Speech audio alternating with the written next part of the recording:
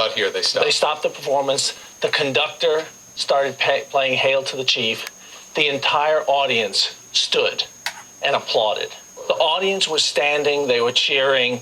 They were, receiving the hero president. He had ended the war, which they had been living through for the last 4 years. He got here, everyone could see them going to. Everyone could see them. They went in this box. And we get to go into the actual box. Wow. They came in through this door, walked in here. The president sat down in the rocker. He got over in front of the rocker. He leaned over the balustrade, acknowledged the crowd, gestured to them. He sat down. The crowd finally calmed down, and they resumed the play. What about the flags and all this stuff? The flags were all brought in that afternoon. John Ford went to the Treasury Department that day and got these flags and arranged them in the box so that they could create something special. Remember, it was a celebration. The war was over.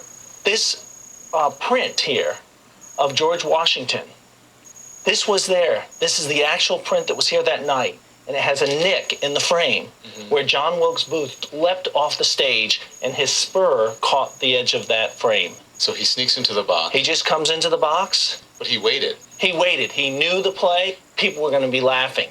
He snuck in. One single shot Derringer in the back of Lincoln's head. And then, of course, he got into a tussle with Major Rathbone. He took out a Bowie knife and slit Major Rathbone. And then he jumped off the stage. When he jumped down here, that's a pretty big jump. It's a very big jump. Leg. But what's interesting about it is that when he first jumped, people thought it was part of the play. They sort of thought, what was that? That was part of the play. And it wasn't until he sort of yelled out, people were sort of like, what was that? And he went out that finally the scream came from the box. From Mrs. Lincoln, they've shot my husband. They've shot the president.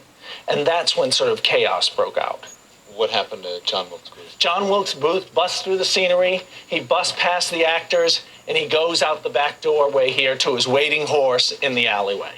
Imagine 1865, there's all wooden row houses out here. Knocks the young stagehand aside, jumps on the horse, and takes off. And that's where the manhunt began.